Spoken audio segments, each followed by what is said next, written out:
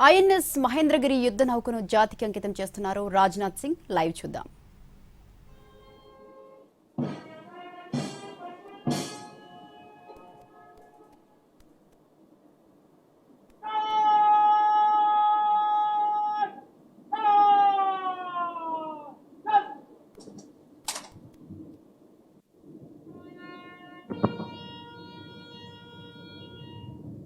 Ladies and gentlemen, we proudly present to you Indian naval ship Mahendragiri. देवियों और सज्जनों, हम बड़े गर्व के साथ आपके सामने प्रस्तुत करते हैं भारतीय नौसैनिक जहाज INS Mahendragiri. May I request all guests to please take your seats now.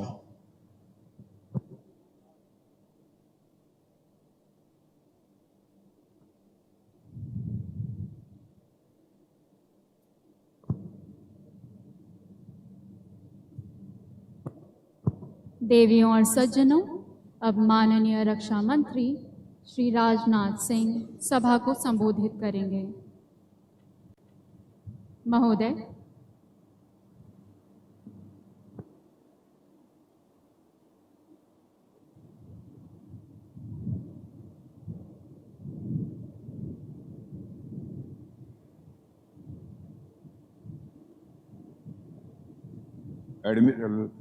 Admiral Krishna Swaminathan, chief of naval staff, vice admiral Sanjay Bhalla, flag officer commanding in chief Eastern Naval Command, rear admiral Alok Ananda, flag officer commanding Eastern Fleet, captain retired Jagmohan, CMD Mazagon Dock Shipbuilders Limited, INS Mahendragiri के commanding officers और crew members, defence ministry और Indian Navy के सारे under officials और sailors, distinguished guest, media के मित्रों, देवियों और सज्जनों, सबसे पहले तो मैं बधाई देना चाहता हूं अपने navy chief admiral Krishna Swaminathan को, क्योंकि उनकी नियुक्ति एज ए नेवल चीफ के रूप में होने के बाद पहली बार मैं किसी कार्यक्रम में शामिल हुआ हूं और आज एडमिरल कृष्ण स्वामीनाथन को बोलते हुए और हिंदी में बोलते हुए पहली बार हमने सुना है. देवियों और सज्जनों, मैं कह सकता हूं एडमिरल कृष्णा स्वामीनाथन को सुनने के बाद यदि मुझे कोई कहे कि इनकी स्पीच के बारे में आप रेटिंग करिए तो मैं ये कहूंगा एक्सलेंट.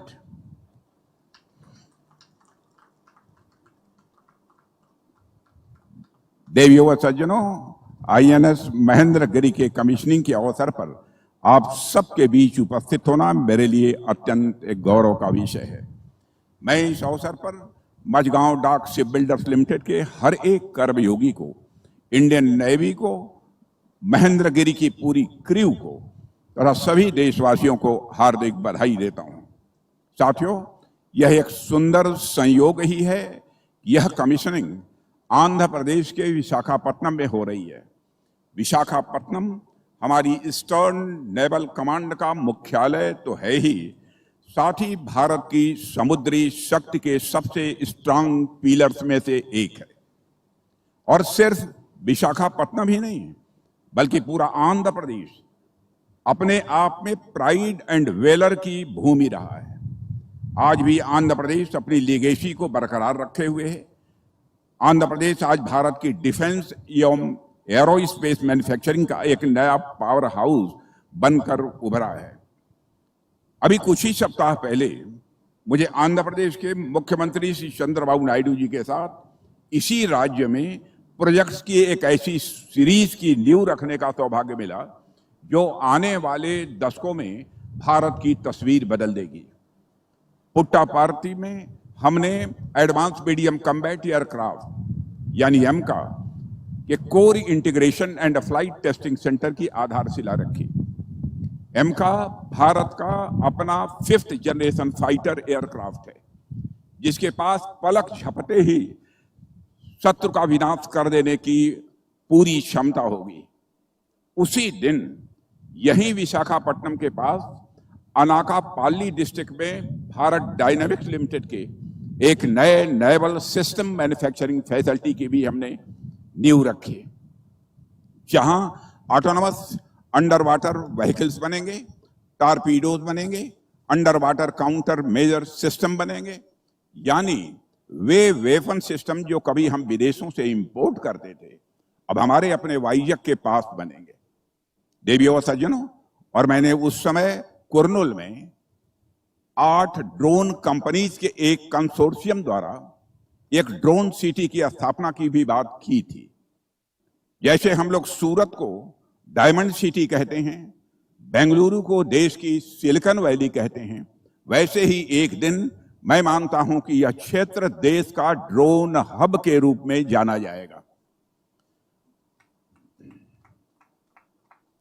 देवियों सज्जनों, आप संयोग देखिए, आकाश में अमका, समुद्र की गहराई में बीडीएल के नेवल सिस्टम्स, अनमैन्ड डोमेन में कुर्नूल के ड्रोन, और आज समुद्र की सतह पर आईएनएस महेंद्रगिरी। यानी कि आज आंध्र प्रदेश हवा, पानी, जमीन और अनमैन्ड डोमेन हर क्षेत्र में भारत की रक्षा शक्ति में अपना कंट्रीब्यूशन दे रहा है। मैं इसके लिए आंध्र प्रदेश सरकार को और यहां की जनता को अपनी तरफ से हार्दिक बधाई देता हूं। साथियों, यदि मैं आईएनएस महेंद्रगिरी की बात करूं तो आप सब जानते ही हैं कि यह हमारे प्रोजेक्ट 17A का ही एक पार्ट है, जिसे नीलगिरी क्लास ऑफ फ्रिगेट्स भी कहते हैं। और आज जिस महेंद्रगिरी को हम यहां पर कमीशन कर रहे हैं वह मझगांव डाक लिमिटेड में बने चारों P-17A जहाजों में अंतिम यह वारशिप है। यानी यह शिप एमडीएल की